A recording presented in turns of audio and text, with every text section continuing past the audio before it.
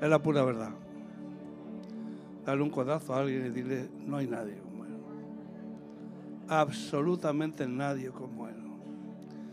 A Dios la gloria, la honra, la alabanza, todo. Tomen asiento, vamos al libro de Apocalipsis, regresamos ahí.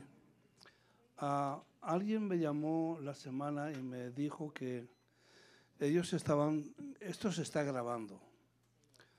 Yo les aconsejo y me alegro que se esté grabando porque tengo que hablar muy rápido. Y como la mayoría de ustedes no toman nota, porque no les da la gana, pues luego se les olvida.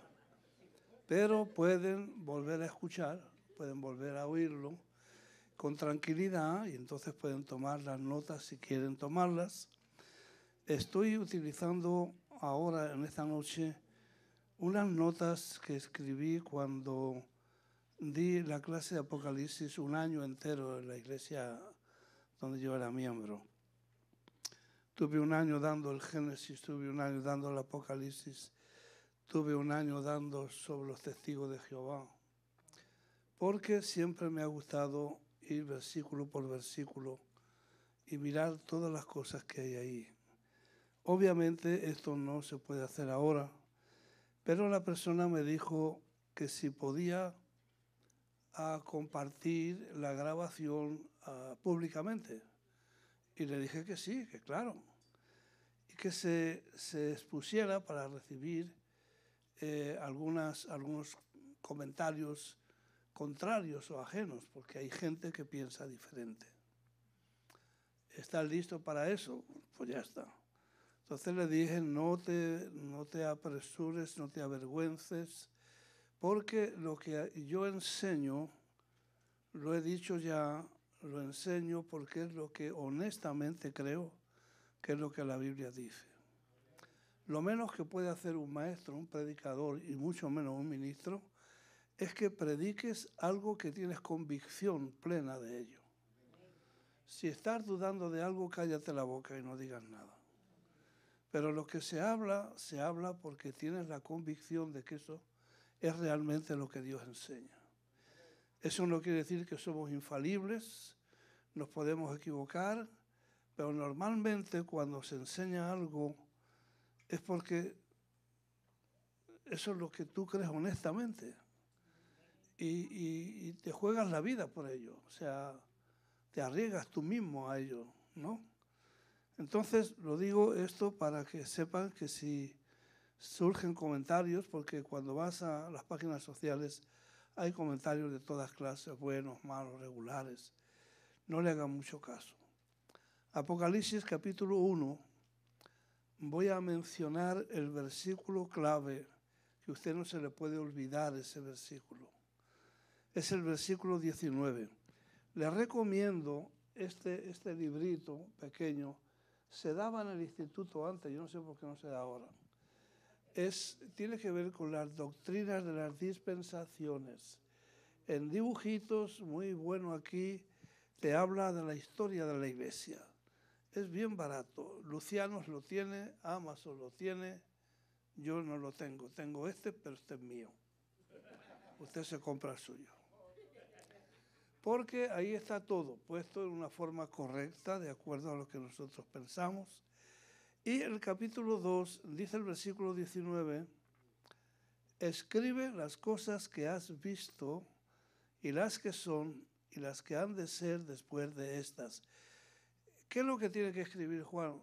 Las cosas que has visto. ¿Qué es lo que ha visto? Ve al Señor. Recuerda, el libro es la revelación de Cristo.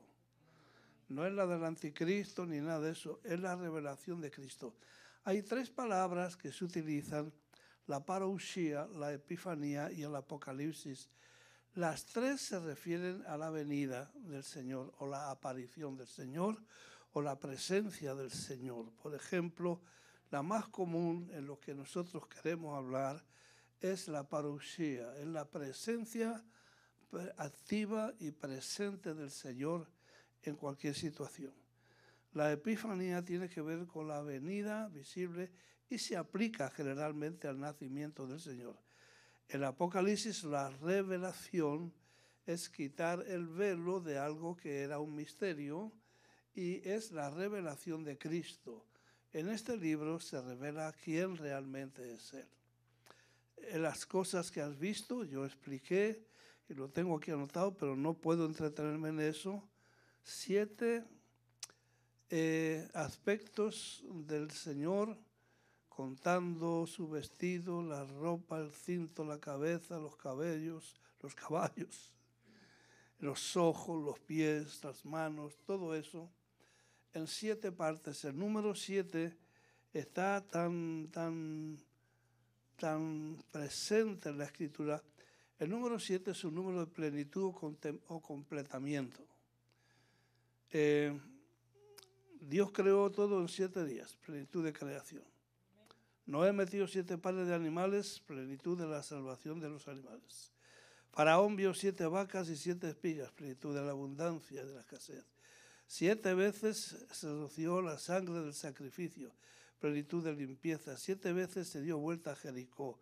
7 veces Naamán se bañó. 7 veces caerá el justo y 7 veces se levantará. 7 veces perdonarás a los hermanos.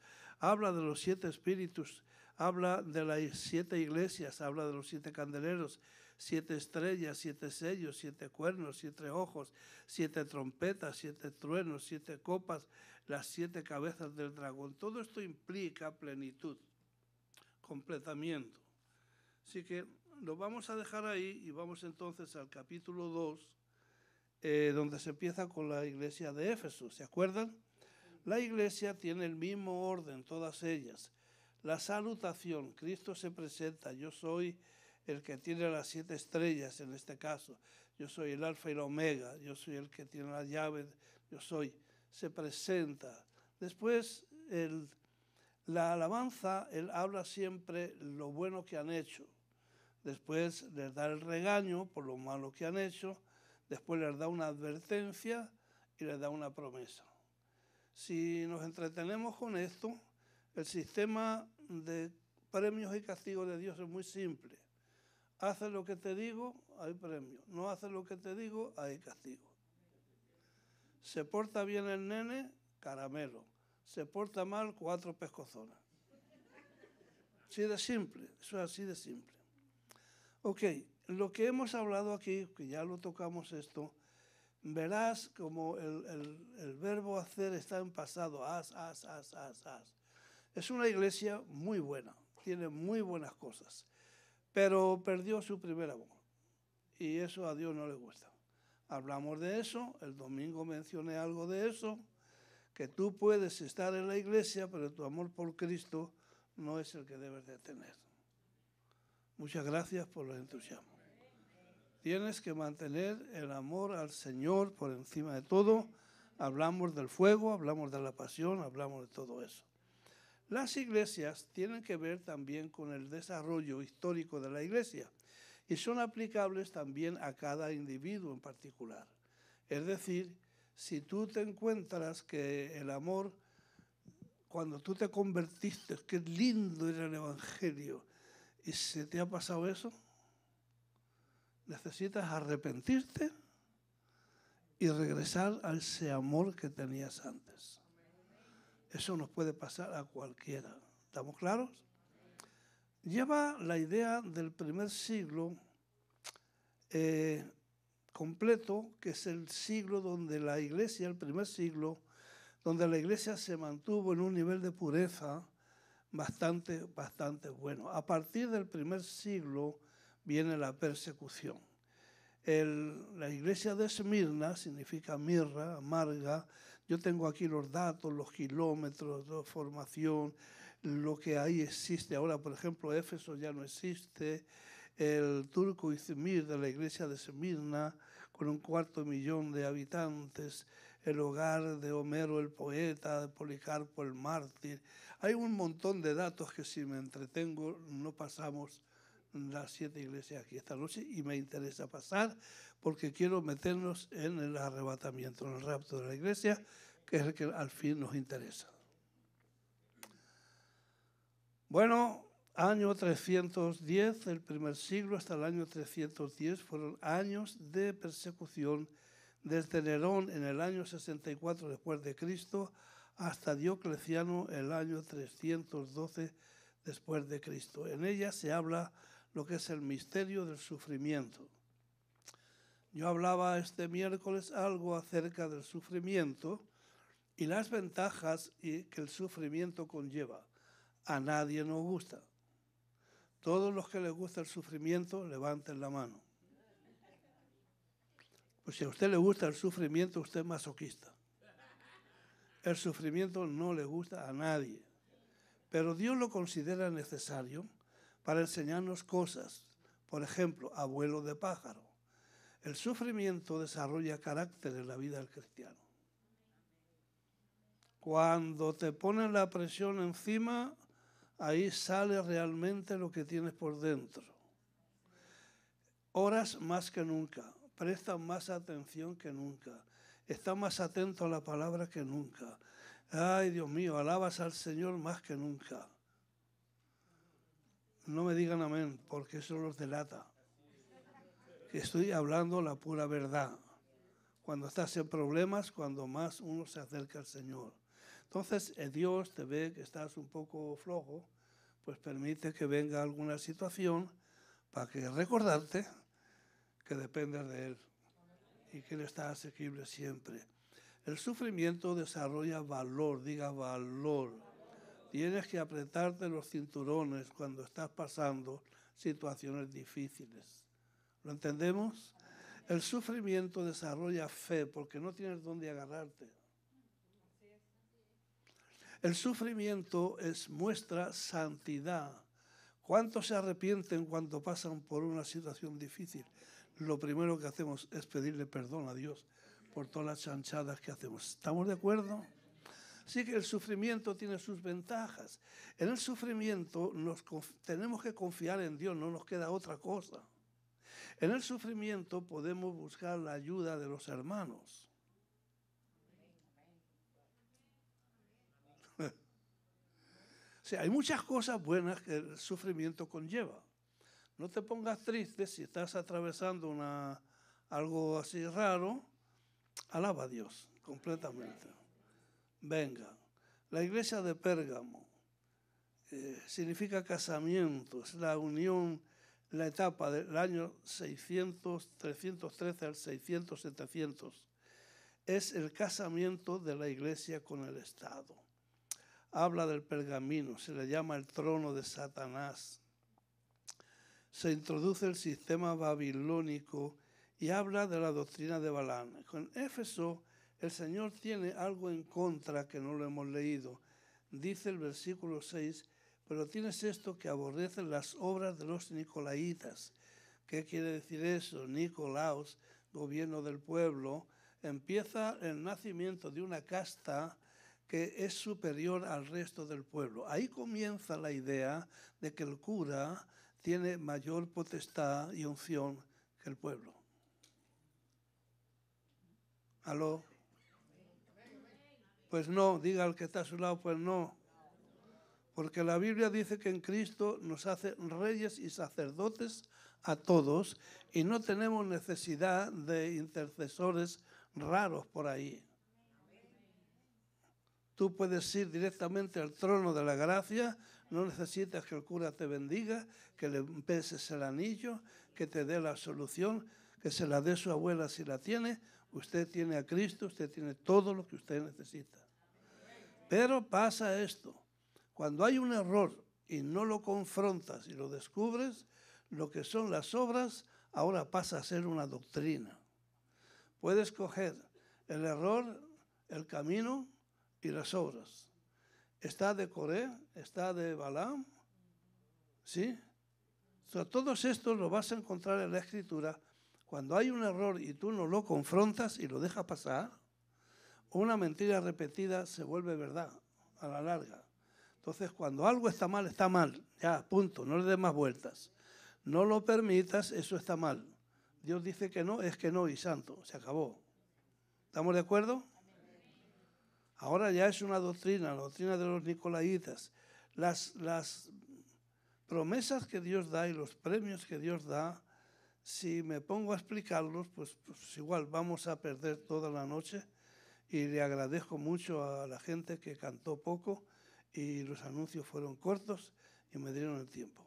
Tiatira, vamos a la iglesia de Tiatira. Aquella que no se cansa de sacrificar. Ahí aparece la misa. La palabra misa significa sacrificio continuo, pero sacrificio, en este caso, incruento, porque todo sacrificio en la Biblia tenía que haber derramamiento de sangre. No hay derramamiento de sangre. Cuando el cura te dice una misa, allí no hay derramamiento de sangre. Entonces no estás sacrificando a nada. Supuestamente sacrificas a Cristo, te comes la hostia, te tomas el vino, si es que te lo tomas, y ahí te estás comiendo el cuerpo y la sangre de Cristo. Mentira. Te estás comiendo una galleta y un poquito de jugo de uva. Ya. Ahí está Jezabel. Ahí sale el papado. Ahí sale un montón de cosas. Ahí sale la adoración a las imágenes. Yo tengo anotado aquí, por ejemplo, que Helena, cuando se habla de Jezabel, profetiza. Usted conoce el nombre de Jezabel como la esposa de un rey malo, mala, quiso matar a Elías. Y ese espíritu, porque aquí hay cosas en la Biblia que tú las ves ahora, Jezabel, pues si Jezabel murió, se la comieron los perros, pero el espíritu de Jezabel está activo, como el espíritu de Caín está activo. ¿Aló? Eso hay que vigilarlo, de que no se te pegue esas cosas que manejaban la vida de aquellas personas. El espíritu continúa y dice que la madre de Constantino introdujo la adoración a la cruz y en el 754 León XIII, Constantino V, condenó la exaltación de imágenes, pero el 787, 33 años después, Irene, emperatriz griega en el concilio niceno, introdujo nuevamente el culto a las imágenes después de 26 años, entre los años 813 y al 842, los emperadores León V, Miguel II y Teófilo confirmaron la decisión del 54, pero Teodoro obligó, aconsejado por el Papa Gregorio IV, a introducir de nuevo el culto a las imágenes. Hoy día se sigue eso haciendo.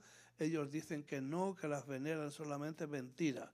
Dan culto a las imágenes, oran hacia ellas, porque creen que tienen el poder de facilitarte o darte un favor o en contra, todo lo contrario.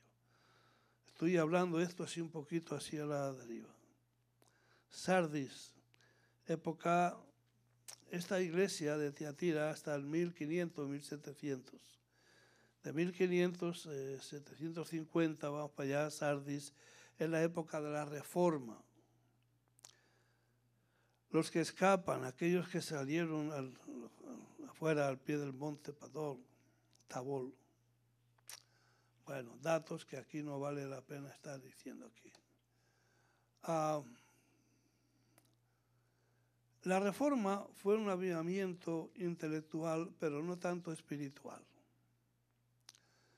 Hubo un renacimiento, fue una época del renacimiento en las letras, en la política, las reformas sociales, en la ciencia, movimiento científico, en la época de libre pensadores, pero el cristianismo se puso más social y político que espiritual. La Reforma trajo buenas cosas, pero en términos generales no fue tanto. Está en la iglesia donde Dios le dice, tienes nombre de que vives, pero estás muerto. Hay una frase ahí que dice, si vences, jamás borraré tu nombre del libro de la vida. Ese es otro tema exhausto. La posibilidad de que el creyente se pierda, ahí la tienes claramente. Nuestro nombre, si estás en Cristo, ha sido escrito en el libro de la vida, pero la posibilidad de que te lo borren existe. De manera que el creyente, si no se cuida, puede llegar a perderse. Muchas gracias por los amenes tan fuertes que están dando.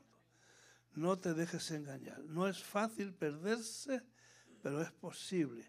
Por eso la Biblia está llena de advertencias de que nos ocupemos en esta salvación, que nos resbalemos habiendo recibido algo tan hermoso, que nos cuidemos de ella. ¿Estamos claros? Gracias, muchas gracias.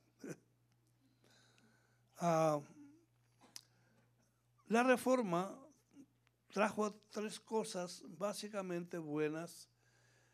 Cambió la autoridad de la Iglesia por la palabra de Dios. En la Iglesia tradicional, la Iglesia emerge como la única capaz de decirte las cosas como son, de interpretar la Escritura. Eso es mentira. La Iglesia no puede estar por encima de la Biblia. La Biblia es la que está por encima de la Iglesia y la Iglesia debe de someterse a todo lo que la Biblia manda y ordena. ¿Estamos claros en eso? Bien. La Reforma trajo y puso la Biblia en el lugar que le corresponde. Entonces ya la Iglesia, que es la que interpreta a ella como le da la gana, de hecho, en esa época empezaron a surgir un montón de rollo y de cuentos, la misa, las imágenes, un montón de cosas, la confesión, el Papa infalible, toda esa serie de cosas que hoy día existen, que van en contra de lo que la palabra dice. Se lo dice uno que vivió eso en su niñez. Conocía a Cristo. Se acabó. ¿Estamos claros? Bien. No necesitamos más nada. La Reforma trajo el sacerdocio de todos los creyentes. Todos somos sacerdotes y todos somos reyes y sacerdotes en Cristo el Señor. Lo vamos a leer más adelante. Entonces, no necesitas que nadie intervenga. Oramos los unos por los otros, es correcto. Pero yo no necesito depender de nadie para que ore e interceda por mí. Porque yo me acuerdo que se le rezaba a todas las vírgenes habidas y por haber, a todos los santos habidos y por haber. Y yo me acuerdo que se les pedía para que lo ayudaran a uno. Santa Bárbara, para que cuando tronara que no me cayera un rayo. A fulano, el patrón de los zapateros. A Mengano, el patrón de los camioneros. Al patrón del pueblo, a la patrona del pueblo. Y te metían una vaina de 1 hora y pico rezando con la cosa esa que salías de allí volado. Bueno, ya no tienes que hacer nada de eso. Jesucristo es el que intercede por ti. Amén. El Espíritu Santo intercede por ti. No necesitas ninguna otra cosa. ¿Estamos claros? Sí que la Reforma trajo el sacerdocio de los creyentes. Ya podemos ir tranquilamente delante del trono de la gracia y hablar con Dios directamente o no. Ya, aleluya. La otra tercera cosa es que la salvación ya no es por obras, es por fe.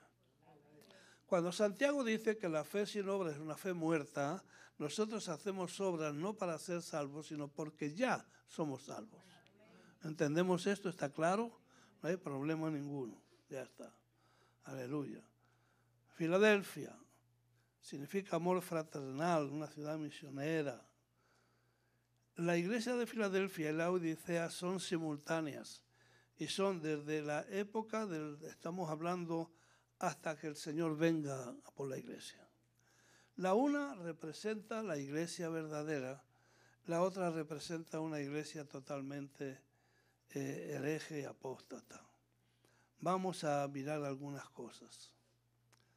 La iglesia de Filadelfia, a su nombre sea la gloria.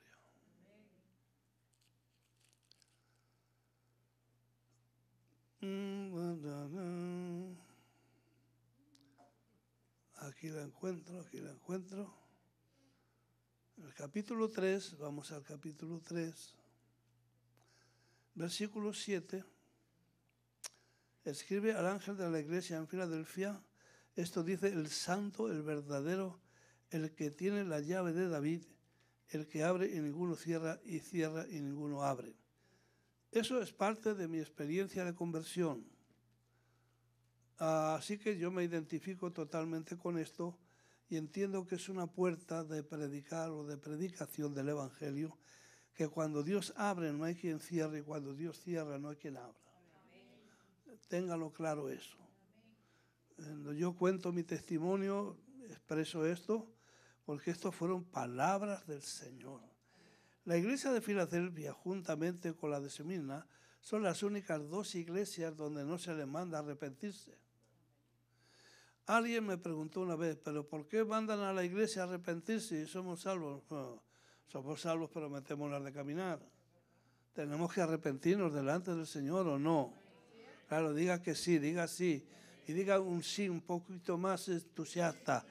Sí, porque hoy no se predica mucho de arrepentimiento. Se predica mucho de amor y toda esa vaina, pero hay que arrepentirse. ¿Pecaste esta semana?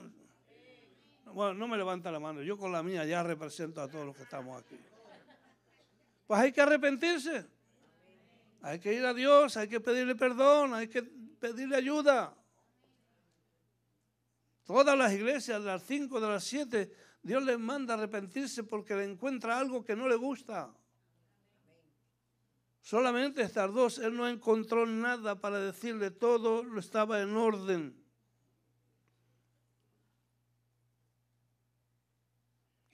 Yo conozco tus obras, he aquí he puesto delante de ti una puerta abierta a la cual nadie puede cerrar, porque aunque tienes poca fuerza, has guardado mi palabra y no has negado mi nombre. Esta iglesia es clave. No es una iglesia, como diría yo, sensacionalista, fabulosa, fantástica. Es una iglesia generalmente pequeña. Es una iglesia fundada por Atalo, Filadelfia, 150 a.C. Hay terremotos, un montón de cosas que no las voy a leer porque me entretengo aquí en eso. Diga, guardar mi palabra. Y no niegues jamás el nombre del Señor. No importa lo que pase. Guarda la palabra. Dije, guarda la palabra. Que nadie te venga con historias, con cuentos, tergiversaciones, falsos profetas, falsos cristos, falsos apóstoles, falsos pastores, falsos evangelios. Que no te vengan con cuentos. Por eso el cristiano tiene que estar firme en la palabra. Debes de conocerla. La palabra hay que conocerla, hay que vivirla y hay que compartirla con los demás. 3 estados que podemos estar en los 3 o progresivamente en uno pasamos al otro. Pero debes de conocer la palabra. El cristiano que no lee la Biblia, espera el domingo o el viernes para abrir, a ver qué versículo va a leer, si es que trae la Biblia a la iglesia. Él es pollo frito, mano. Kentucky Fried Chicken for you. El diablo te va a meter cualquier cuento calleja y te va a tumbar. Y hemos dicho que la razón principal de dar este estudio es para que no te engañe. El engaño es el alma principal del diablo. El domingo voy a hablar algo. Porque, bueno, déjame seguir. Y aquí yo entrego de la sinagoga de Satanás a los que se dicen ser judíos y no lo son, sino que mienten. Y aquí yo haré que vengan y se postren a tus pies y reconozcan que yo te he amado. Versículo 10, clave. Por cuanto has guardado la palabra de mi paciencia, yo también te guardaré de la hora de la prueba que ha de venir sobre el mundo entero para probar a los que moran sobre la tierra. Creo que subraye eso. Guardas la palabra, Él te guardará no en la hora de la prueba, sino de la hora de la prueba. El artículo que se utiliza allí en griego ek quiere decir afuera. Afuera, que está fuera. Y si la prueba es sobre el mundo entero y la iglesia está afuera, pues la iglesia no puede estar aquí. Ya, punto. Es uno de los pasajes de lo que convénceme y contradíceme de lo que está hablando aquí.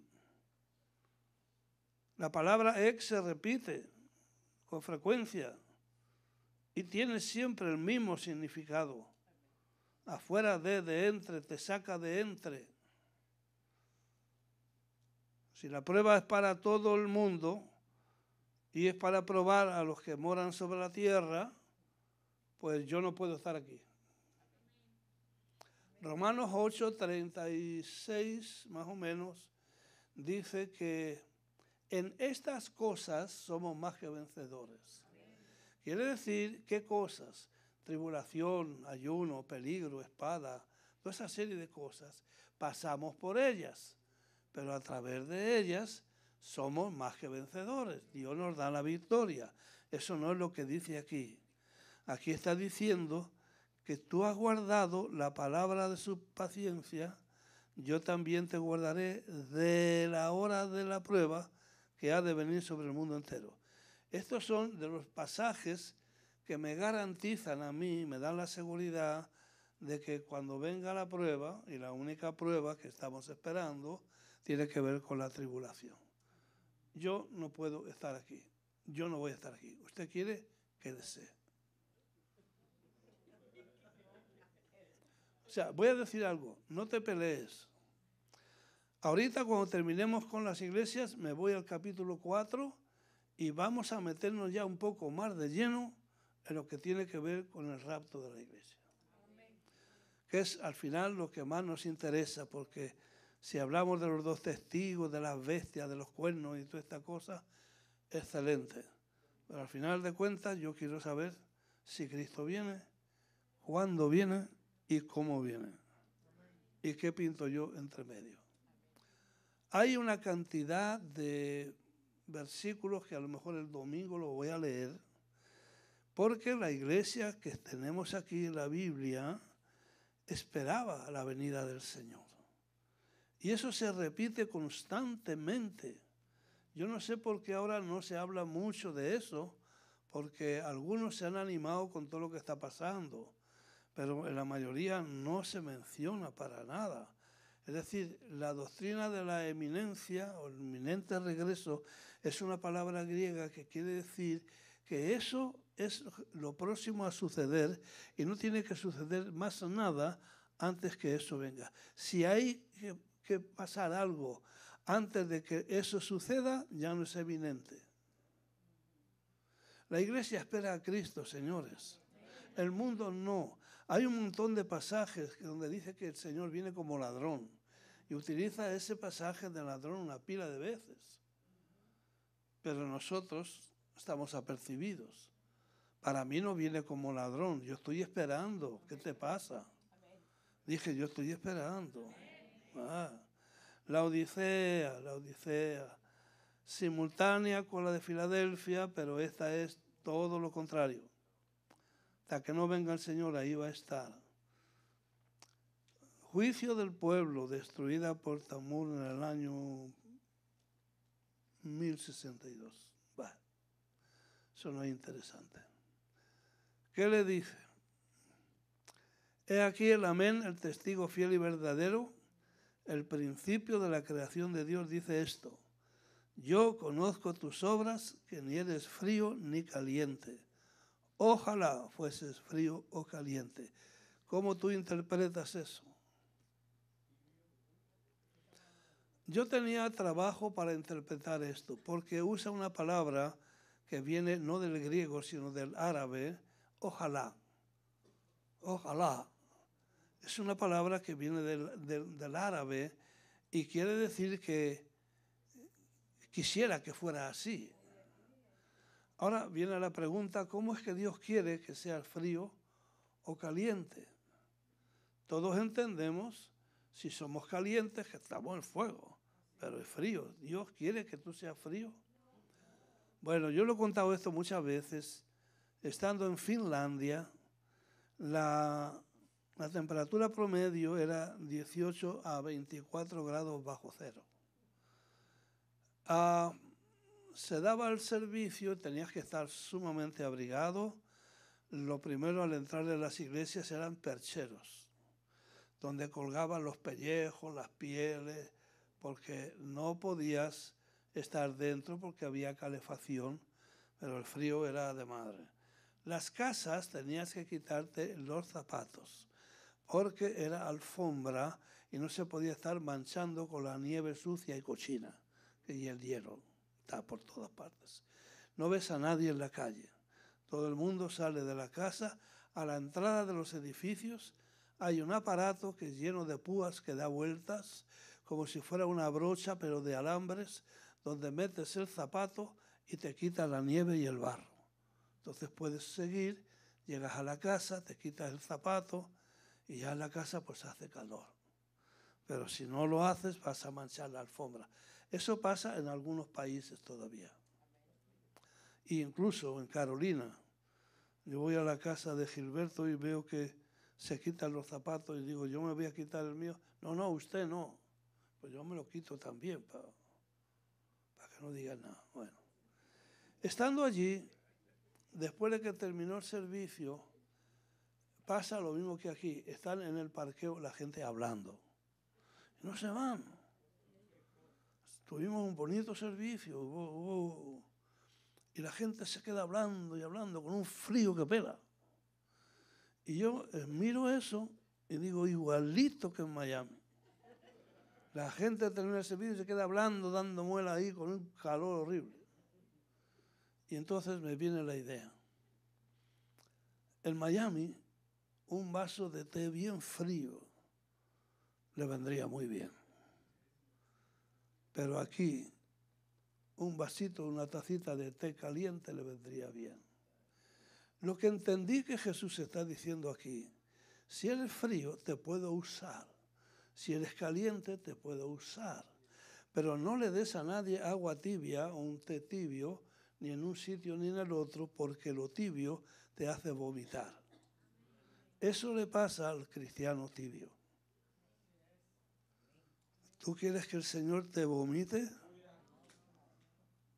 Entonces, mira, a ver, debes de ser útil a Dios. Si eres un cristiano, debes de saber que Dios quiere usar tu vida. Y por lo tanto, si Él no ve que te puede usar, Él dice, no, esto no funciona. Comparas esta iglesia con la iglesia de Esmirna y dice, porque tú dices, yo soy rico y me he enriquecido y de ninguna cosa tengo necesidad. Y no sabes que tú eres un desventurado, miserable, pobre, ciego y desnudo. Tremenda cosa, ¿no? Por tanto, yo te aconsejo que de mí compres oro refinado en fuego, para que seas rico, y vestiduras blancas para vestirte, y que no se descubra la vergüenza de tu desnudez, y unge tus ojos con colirio para que veas. Hay un montón de cosas para hablar aquí. La clave es mirar la perspectiva de Dios a la perspectiva humana. Esmirna dice que era pobre, pero tú eres rico. Aquí esta piensa que es rica, pero en realidad es pobre. Jesús estaba a la puerta y aquí yo estoy a la puerta y llamo. Una iglesia que había echado al Señor. La doctrina de la prosperidad tiene mucho que ver con esta iglesia. La autosatisfacción porque tengo todo lo que yo pienso que quiero tener, riquezas, que tengo todo lo que yo pienso que, bueno, eso me hace sentir bien, soy rico, me he enriquecido y de ninguna cosa tengo necesidad. Un cristiano no puede decir jamás de ninguna cosa tengo necesidad. El día que digas eso, pégate un tiro. Bueno, no lo hagas, no vaya a ser que te sientas así. Luego digas, el pastor me dijo que me pegara un tiro. Lo que quiero decir, el creyente jamás puede llegar a decir, no tengo necesidad de nada. Es decir, no necesito de Dios. Esa es la cosa. Todos necesitamos de Dios. Todo el tiempo. Porque hemos dicho un montón de veces que no tenemos nada nuestro. Todo es por Él, de Él y para Él. ¿Estamos claros? Yo reprendo y castigo a todos los que amo, sé pues celoso y arrepiéntete. He aquí yo estoy a la puerta y llamo. Si alguno oye mi voz y abre la puerta, entraré a él y cenaré con él y él conmigo. La cena era la comida de intimidad antiguamente en la cultura antigua. Ahí es donde se reunían a la mesa, ya que el breakfast, si se daba la comida, era en medio del trabajo y el vaivén, pero la cena era donde la familia se reunía, se sentaba, hablaban. Por eso el Señor menciona la cena. Al que venciere le daré que se siente conmigo en el trono de mi Dios. A la peor iglesia, mira cómo el Señor le da la promesa más grande. Así es Dios, esa es la gracia de Dios. Bien, ¿con cuál iglesia te identificas?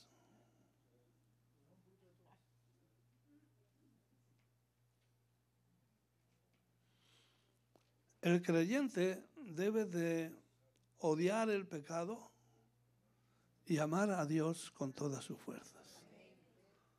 No hagan mezclas.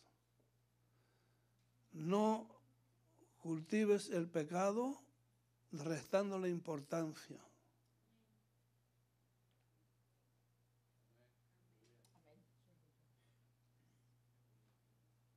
El pecado es pecado. Y a Dios no le gusta.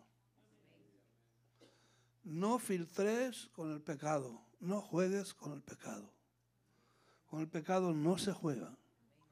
Es muy peligroso. ¿Estamos bien? Bien, gracias. Capítulo 4.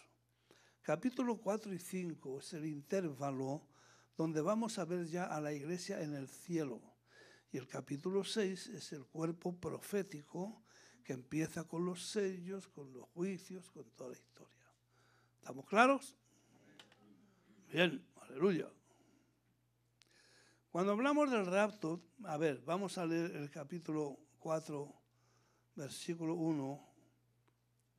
Dice, después de esto miré, he aquí una puerta abierta en el cielo, y la primera voz que oí como de trompeta hablando conmigo dijo, sube acá y yo te mostraré las cosas que sucederán después de estas. ¿Qué leímos en el capítulo 1, versículo 19? Escribe las cosas que has visto y las que son y las que han de ser después de estas. Cuando Juan escribe a las 7 iglesias, es la época o la era de la iglesia, pero luego le habla de las cosas que han de suceder después de esas cosas. Es decir, después de la era de la iglesia. Por eso es que la iglesia no vuelve a aparecer sino hasta el capítulo 19. No está en medio de todas las copas, los sellos, las trompetas, no aparece. Entonces, cuando hablamos del arrebatamiento, vamos a ver que hay dos venidas. Venga conmigo al capítulo 1 de Apocalipsis. Versículo 7.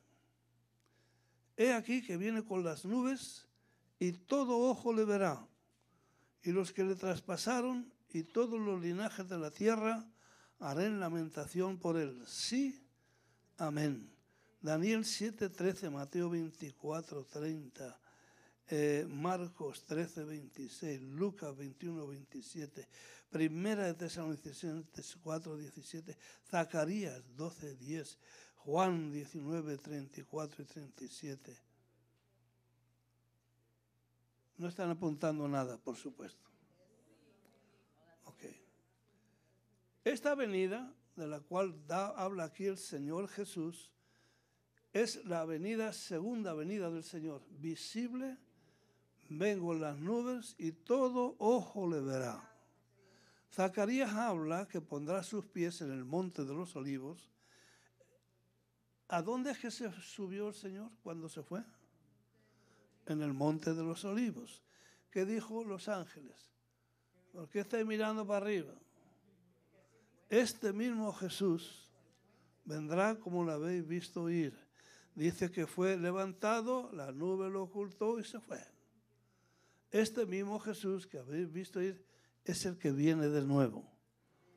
Viene en las nubes, pondrá sus pies en el monte de los olivos y se funda un terremoto horrible.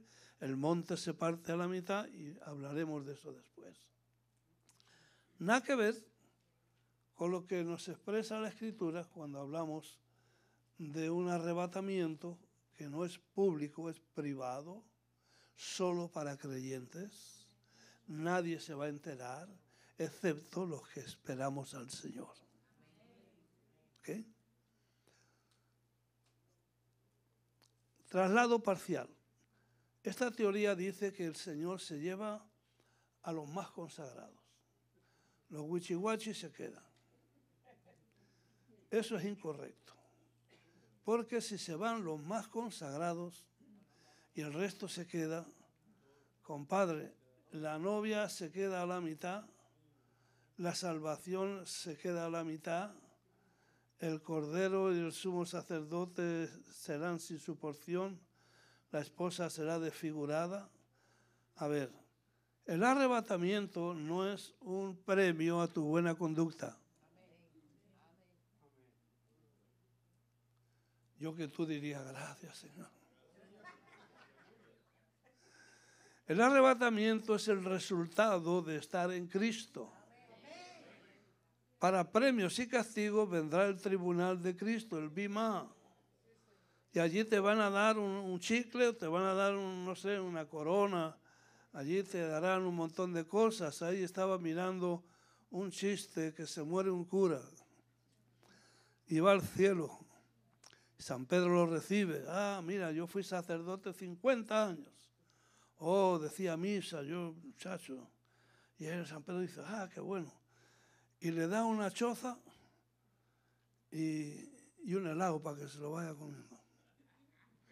Ahí mismo entra un taxista y San Pedro lo recibe y le da tremenda corona y tremenda mansión. Y el cura se para bravo, eso tiene que ser un error, la cosa es al revés.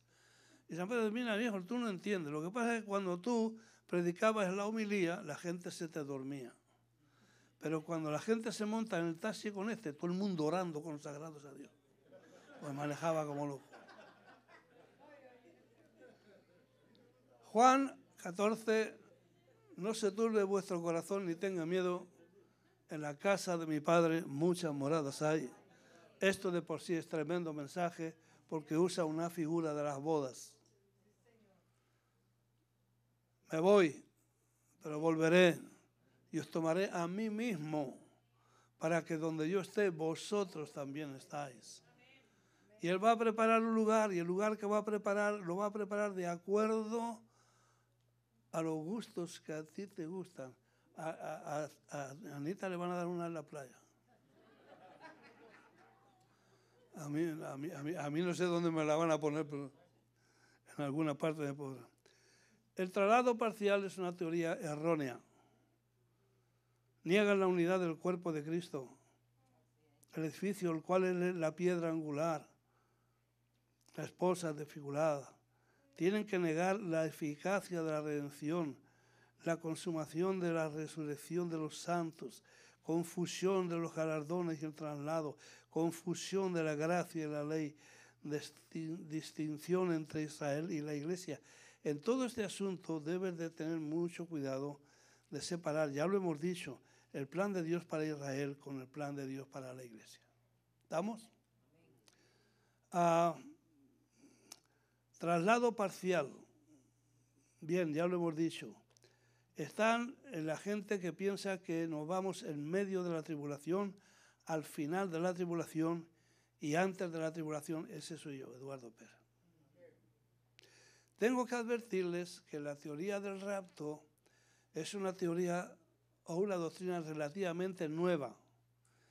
La teología tradicional, los patriarcas, toda esta gente, no menciona nada de esto. Creían en la venida de Cristo, pero nada que ver que eran dos partes ni nada de eso. No tiene nada que ver con la doctrina de la Reforma. En el siglo XIX, según dicen algunas fuentes, que una profeta le dio por decir que la venida de Cristo tenía dos aspectos y que alguien se aprovechó de eso, un tal Darby, se aprovechó de eso y le trajo propaganda esa doctrina y desde entonces ha cobrado mucho énfasis. A mí me importa un pepino porque la Biblia me enseña que Dios restaura todas las cosas y que hay un proceso. ¿Quién me iba a mí a decir 1500 años de salvación por obras? De pronto viene la salvación por la fe. Dios restaura eso. 1500 años donde se niegan los milagros y en 1906 o 7 se derrama el Espíritu Santo, la gente empieza a hablar en lenguas para que ahora me venga a mí alguien que las lenguas son del diablo. ¿Estoy explicando? Es decir, Dios restaura cosas que la iglesia ha perdido con el tiempo. Si alguien se dio cuenta, Dios bendiga a quien dijo que el arrebatamiento es una cosa y la segunda venida es otra, porque una es pública, todo ojo le ve, pero la otra es privada y no todo ojo se va a enterar y no todo ojo va a ver. En un abrir y cerrar de ojos, en un parpadeo, en un momento, dice Pablo, y la palabra momento en el griego átomos, es decir, la palabra indivisible para hablar de lo que se puede o no se puede dividir. Un pestañazo y te vas. No te da tiempo a arrepentirte, no te da tiempo a rezar el Padre Nuestro, no te da tiempo a nada. ¡Pum! Adiós. ¿Te das cuenta? Ahora, el problema es que el Señor nos habla claro que va a venir cuando la gente no esté pensando ni hablando de eso. Como iglesia, no te pierdas el domingo. Porque quiero mencionar palabras, donde nos damos cuenta que la iglesia primitiva esperaba el día del Señor. Era una doctrina preeminente en la vida de ellos. Se había efectuado la resurrección. El resto era esperar al Señor. Cristo viene. Y hablan de eso, y escriben de eso, y aconsejan de eso, un montón de cosas. El final de la tribulación, esta doctrina dice que pasamos por la tribulación, pero ya luego al final nos vamos y enseguida venimos. Es decir, que el arrebatamiento y la segunda venida es prácticamente algo bien consecuente. Primero nos vamos y después nos venimos, nos cambiamos de ropa, nos vamos con las vestiduras blancas y después venimos montados a caballo con Cristo. No. ¿Por qué? Porque tienes que negar la dispensación y sus distinciones. El programa de Israel, vuelvo a decirlo, y de la iglesia es diferente. Negar la enseñanza de la naturaleza de la tribulación, ira, angustia, juicio, indignación, prueba, destrucción. Lo que viene, la Biblia dice que no tiene antecedente ninguno en la historia. Tribulación ha habido toda la vida. Problemas toda la vida. Pero lo que viene aquí no se trata ya de las tribulaciones normales, se trata del derramamiento de la ira de Dios sobre este mundo. Llega un día donde Dios dice, hasta que me tienen harto ya. Ya estoy cansado de esta gente. Déjame mostrarles quién soy yo. Entonces, no creemos nada de eso. Creemos lo que estamos hablando aquí. La gente puede burlarse de esto, negar esto, decirte ignorante, idiota. Cuando hay controversia en algún punto, no te asustes. Romanos 15 y 14 nos habla de que para unos el día es igual, para otros es diferente. Para unos se bebe vino, para otros no. Para unos se come carne, para otros no. Entonces Pablo dice, cada cual manténgase firme en su propia mente, porque sea que moramos o que vivamos, que comamos o no comamos, que bebamos o no bebamos, del Señor somos. ¿Entendemos esto? Así que yo no me enfado cuando escucho gente que creen que vamos a pasar por la gran tribulación. Y yo le digo, pues, amén, aleluya, dale, tira para allá, fírmate, que la cosa se va a poner fea. Y yo no, yo me voy. Y yo no discuto, yo no me peleo. ¿Me explico?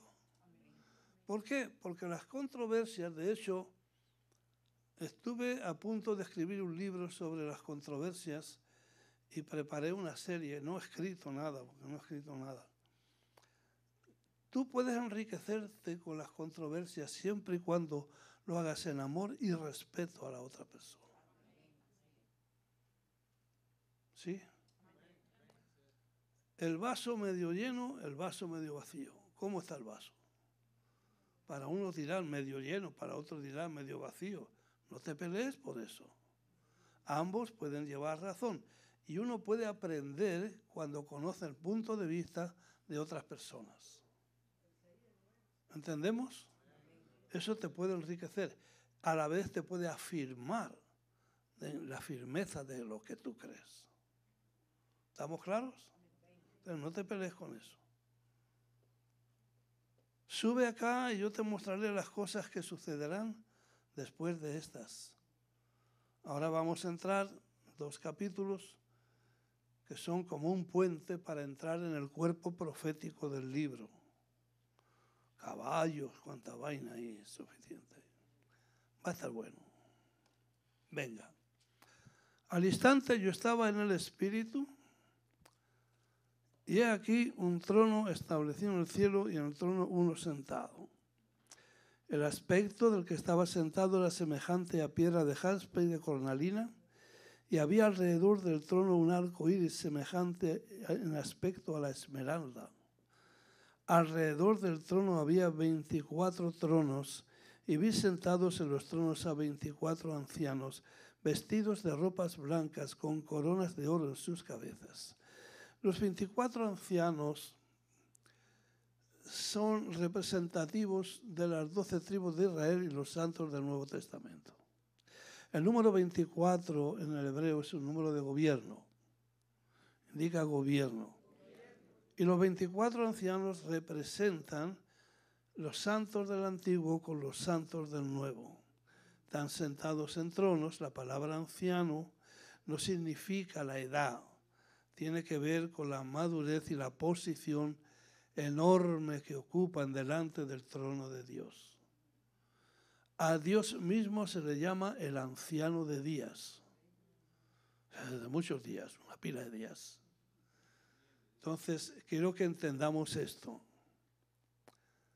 Estos 24 ancianos están ahí en la presencia del Señor, y del trono salían relámpagos y truenos y voces, y delante del trono ardían 7 lámparas de fuego, las cuales son los 7 espíritus de Dios. Están representados allí como 7 candelas. Y delante del trono había como un mar de vidrio semejante al cristal, y junto al trono y alrededor del trono 4 seres vivientes llenos de ojos delante y detrás. Habla de la sapiencia que había en esos seres. El primero, semejante a un león. El segundo, semejante al becerro. Tercero, un rostro como de hombre. Y el cuarto, semejante a un águila volando. Ezequiel nos presenta una visión similar de estos seres. Y los 4 seres vivientes tenían cada uno 6 alas, y alrededor y por dentro estaban llenos de ojos, y no cesaban día y noche de decir: Santo, santo, santo es el Señor Dios Todopoderoso, el que era, el que es y el que ha de venir. Cuando vas al capítulo 1, Jesús mismo se abroga este título. Yo soy el que estuve muerto y viviré. Yo soy el que estuve muerto y aquí que vivo. Yo soy el que vengo pronto. Es decir, hay una lista enorme de atributos del Dios Padre al Dios Hijo, enorme. Yo lo tengo por ahí metido, una lista, 3 páginas, con columnas, con las citas del uno, el título de uno, el título del otro. Es que a mí me dio por estudiar la palabra. Y siempre que aquellos seres vivientes dan gloria y honra y acción de gracias al que está sentado en el trono y al que vive por los siglos de los siglos, los 24 ancianos se postran delante del que está sentado en el trono y adoran al que vive por los siglos de los siglos y echan sus coronas delante del trono diciendo: Señor, digno eres de recibir la gloria y la honra y el poder, porque tú creaste todas las cosas y por tu voluntad existen y fueron creadas. Y vi en la mano derecha del que estaba sentado en el trono un libro escrito por dentro y por fuera, sellado con 7 sellos. Y vi a un ángel fuerte que pregonaba a gran voz: ¿Quién es digno de abrir el libro y desatar los sellos? Y ninguno, ni en el cielo, ni en la tierra, ni debajo de la tierra, podía abrir el libro, ni aún mirarlo. Y lloraba yo mucho, porque no se había hallado ninguno digno de abrir el libro, ni de leerlo, ni de mirarlo. Y uno de los ancianos vino y me dijo: no llores. He aquí que el león de la tribu de Judá, la raíz de David, ha vencido para abrir el libro y desatar sus 7 sellos. Ahora escuche, esto lo hemos hablado muchas veces, y miré y vi que en medio del trono y de los 4 seres vivientes y en medio de los ancianos estaba en pie un corderito, dice el original, un corderito como inmolado, que tenía 7 cuernos y 7 ojos, los cuales son los 7 espíritus de Dios enviados por toda la tierra.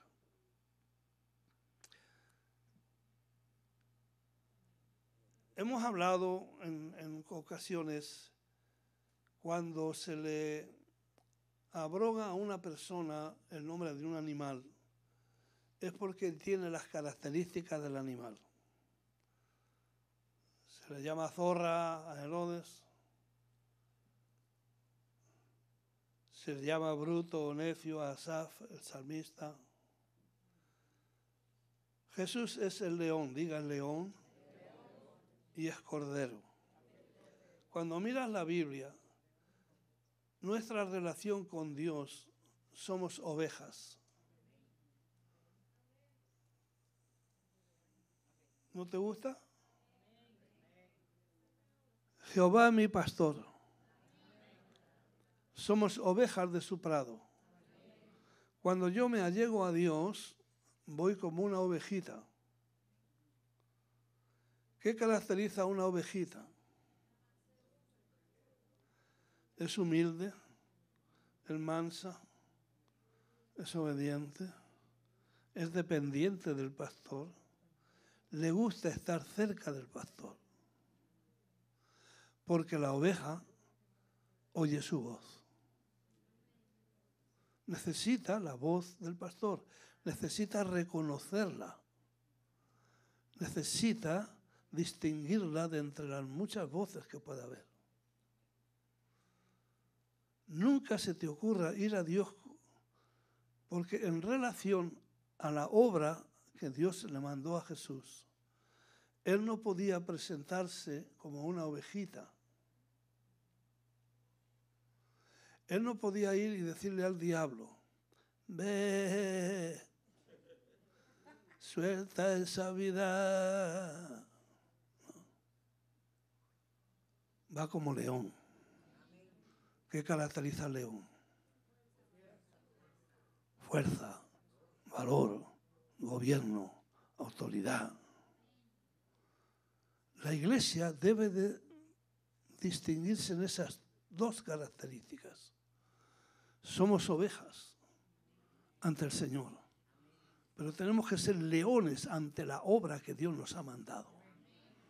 Este evangelio no puede ser predicado por ovejas, porque te enfrentas, os envío como corderos, no como lobos, os envío como corderos en medio de lobos. O sea, yo no puedo coger esto y predicar el evangelio como una ovejita. Tengo que ser agresivo, usar la autoridad, la fuerza, el valor. Y eso debe de desarrollarse en ambas cosas en los creyentes. Bien, vamos a seguir. Se pone interesante. Versículo 7. Y vino y tomó el libro de la mano derecha del que estaba sentado en el trono. Y cuando hubo tomado el libro, los 4 seres vivientes y los 24 ancianos se postraron delante del Cordero. Todos tenían arpas y copas de oro llenas de incienso, que son las oraciones de los santos, y cantaban un nuevo cántico diciendo: digno eres de tomar el libro y de abrir sus sellos, porque tú fuiste inmolado, y con tu sangre nos has redimido para Dios de todo linaje y lengua y pueblo y nación, y nos has hecho para nuestro Dios reyes y sacerdotes, y reinaremos sobre la tierra. Si los 24 ancianos son representativos de los santos del Antiguo y el Nuevo Testamento, eso me indica que la Iglesia a estas alturas está en el cielo. ¿Lo dije bien? Y cantan un cántico nuevo porque esto no se había cantado antes. ¿Y quién puede cantar ese cántico? ¿Los ángeles? ¿Tu abuela? ¿Quién puede cantar ese cántico? A ver, escúchame, ¿qué tenían esta gente? Diga, arpas y copas de oro llenas de incienso, que son las oraciones de los santos. La iglesia debe de ser una iglesia que alaba y una iglesia que ora. Si te faltan estas dos cosas, te llegaste sin arpa y sin copa llena de incienso. El incienso tiene que ver precisamente con el sacerdocio. ¿Que me quedan 5 minutos? Ya me pasé ya. Bueno, ya voy a terminar. Cántico nuevo. ¿Cuál es el cántico nuevo? Has sido inmolado y con tu sangre nos has redimido para Dios. Y escuche esto, los 24 ancianos son representativos de todo linaje y lengua y pueblo y nación. O sea, son 24 ancianos que representan a los santos. Sube acá y yo te mostraré las cosas que han de ser después de estas. ¿Después de qué? Después de la iglesia. La era de la iglesia aquí se acaba. Después hablaremos. ¿Habrá salvación en la tribulación? Sí, Señor. ¿Se va el Espíritu Santo? No, el Espíritu Santo no se va, se queda. Y vamos a hablar de eso después. O sea, para que nadie me venga, no es que se fue el Espíritu Santo, ya no hay salvación. Te quedaste, ya te fuiste. No, tranquilo. Nos has hecho para Dios reyes y sacerdotes y reinaremos sobre la tierra. Y miré y oí la voz de muchos ángeles alrededor del trono y de los seres vivientes y de los ancianos. Su número eran millones de millones, que decían a gran voz: el Cordero que fue inmolado es digno de tomar el poder. Aquí está la primera alabanza séptuple. Después vendrá otra, diga poder, riqueza, sabiduría, fortaleza, honra, gloria y alabanza. Se le alaba a Dios completamente, plenitud de alabanza al Señor. Y a todo lo creado que está en el cielo y sobre la tierra y debajo de la tierra, y en el mar y a todas las cosas que en ellos hay, oí decir: al que está sentado en el trono y al Cordero, sea la alabanza, la honra, la gloria y el poder por los siglos de los siglos. Los 4 seres vivientes decían amén, y los 24 ancianos se postraban sobre sus rostros y adoraron al que vive por los siglos de los siglos. Ya nosotros estamos ya para allá arriba, compadre. Porque nadie puede cantar ese cántico sin los que hemos sido redimidos por la sangre del Cordero. Se acabó. Ahí nadie puede cantar ese cántico. Es nuevo porque nadie lo ha podido cantar hasta ahora. Es el tiempo donde Dios se lleva a su prometida. Y va a haber unas bodas allá. Dijo, va a haber unas bodas. Pero antes de las bodas va a haber otras cosas. Capítulo 6, vamos a entrar en el cuerpo profético donde vamos a ver los sellos. Vamos a ver las trompetas, vamos a ver las copas. Cuando empiezan los sellos, ahí se inicia el derramamiento de la ira de Dios sobre este mundo. No son una foto desde tres perspectivas diferentes. Estando en Barcelona, pues yo he vivido en Barcelona, pero no soy del Barcelona. Para nada en absoluto. Pero estando en Barcelona, en la Costa Brava, en la provincia de Gerona, fue mi primer trabajo como jefe de cocina. Fue una bendición, la verdad que sí. Fue una época donde casi Anita se pelea conmigo, porque no le escribía, y no le escribía porque ella no me escribía a mí tampoco. Pero era la vieja de la pensión mía en Barcelona que guardaba las cartas y no me las enviaba. Ni enviaba las que yo le mandaba. La culpa era la vieja. Pero ya eso se arregló.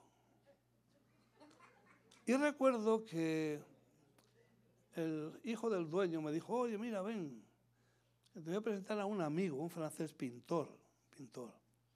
Y me llevó a una pequeña exposición que tenía allí. La verdad es que es precioso aquello, honestamente. Y no le cuento cosas que hacíamos allí porque no vale la pena. Me llamó mucho la atención la pintura de un olivo. Era un tríptico. Y el tríptico era el mismo olivo pintado desde tres ángulos diferentes. Me lo he tenido, me lo traje para acá, lo guardamos en la casa. A ella no le gusta y me lo tiene que guardar en una caja llena de polvo. Pero es porque hemos alterado la decoración de la casa. Los tres series de juicios que hay no son los mismos juicios mirados desde tres ángulos diferentes. Son tres series diferentes de juicios. Algunos se parecen, pero no son iguales. Van a ir en aumento, diga aumento. Van a empezar por la naturaleza, pero luego van a ir directamente sobre el ser humano. Cada vez se va a poner peor. La Biblia dice que lo que va a pasar aquí no tiene precedente alguno. Que si no fueran acortados los días, ni los escogidos pudieran ser salvos. Vamos a hablar entonces, ya para empezar la próxima vez. Vamos a empezar hablando de todas esas cosas. Vamos a tocar el tema de Mateo 24 y 25. Ya le dije que la interpretación de eso responde a tres preguntas que le hicieron los discípulos. ¿Cuándo serán estas cosas? ¿Qué cosa? La destrucción del templo. ¿Qué señal habrá de tu venida? ¿Y cuándo será el fin? Jesús responde. Anoté la interpretación de tres teólogos conocidos. Schaeffer. Él dice que del 4 al 8 es a la iglesia, antes de la tribulación, y son principios de dolores, y del 9 al 26 describe la tribulación. Scofield tiene una doble interpretación, en parte a la iglesia y en parte a la tribulación. Del 1 al 14 denota el carácter de la época y luego el fin de la edad. English, del 4 al 14 a la primera mitad de la semana y del 15 al 26 la segunda mitad y luego el fin. Los teólogos se forman un lío a la hora de interpretar esto. Lo que sí debemos de tener en cuenta es distinguir el programa de Israel con la Iglesia. Muchas de las cosas que se citan ahí son hebraísmos. ¿Cuántos creen cuando Jesús dijo, uno será tomado, dos en el campo y el otro dejado? Oh, Dios rapta a uno y se queda el otro. Esa no es la interpretación. Lo veremos después. No hay sesión de preguntas. Por mí, yo no tengo apuro. ¿Alguien tiene alguna pregunta? Dijimos. Venga, dime. Ok, a mí me llama mucho la atención eso que habla lo de las iras del Señor, porque dice la Biblia que ni aún así creyeron y ni aún así se arrepintieron. Lo que nos deja ver es que viene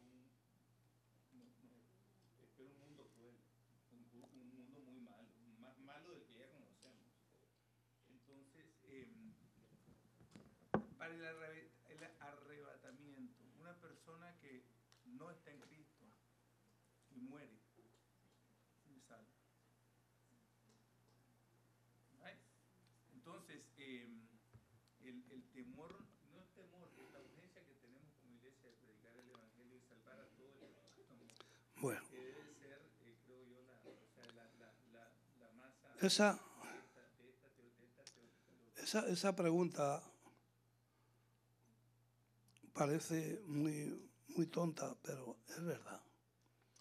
Una persona sin Cristo se muere y se va al infierno.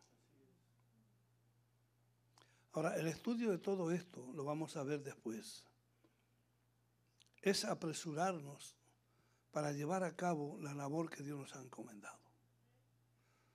Por eso es que la evangelización no puede menguar, la oración y la alabanza no pueden menguar.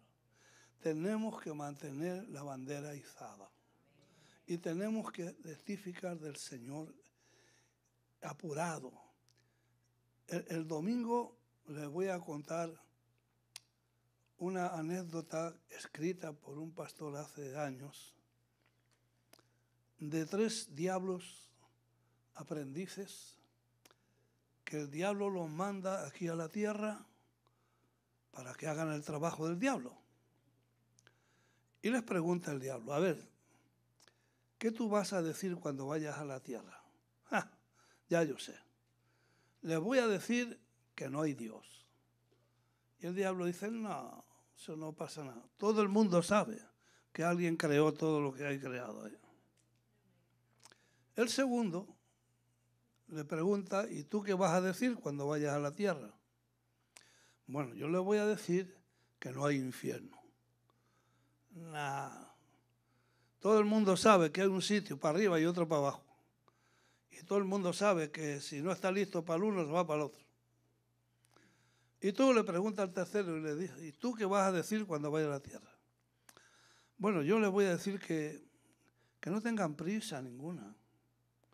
Y el diablo le dice, vas a acertar y vas a engañar a muchos. Tenemos tiempo, no hay apuro. Mientras no me llegue a mí, pues tranquilo.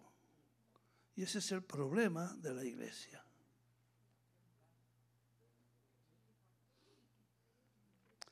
Si el diablo ese, el demonio ese, te ha dicho que no hay apuro,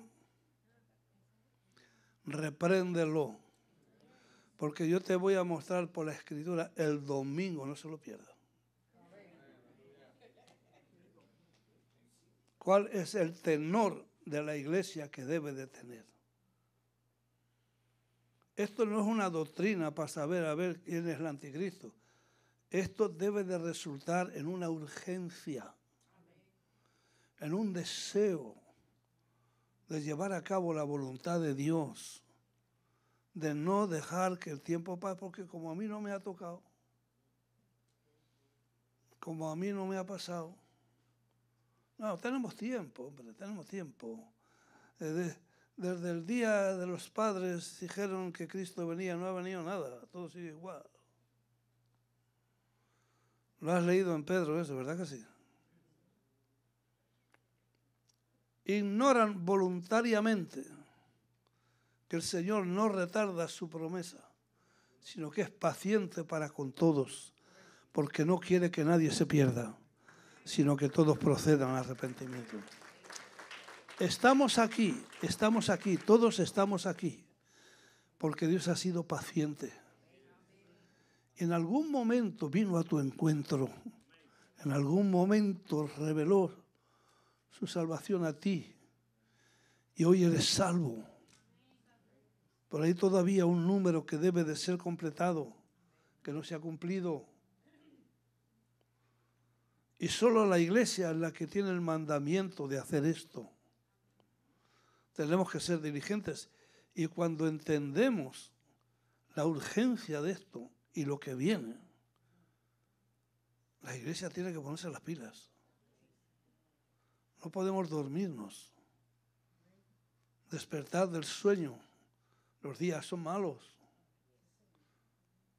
¿Cuántos sabéis que el Señor se acerca? La venida del Señor se acerca. Los días son malos. Despierta del sueño. Seamos entendidos de la voluntad de Dios y no seamos insensatos. Tenemos que hablar de Cristo. Tenemos que hablar de Cristo. Hoy estaba escribiendo el prólogo de una pastora que escribió un libro con su testimonio. Me pidió que le escribiera el prólogo. Ya se lo escribí, ya se lo mandé. Y en el prólogo le contaba que no hay mejor manera de predicar el Evangelio que contar la historia de nuestra vida. La historia de nuestra vida se basa en las experiencias que vienen a ser parte de nuestra vida. Y poder escribir lo que Cristo ha hecho en tu vida es una manera hermosa de predicar el Evangelio. Me seréis testigos. Jerusalén, Judea, Samaria, hasta los confines de la tierra. Ponte de pie.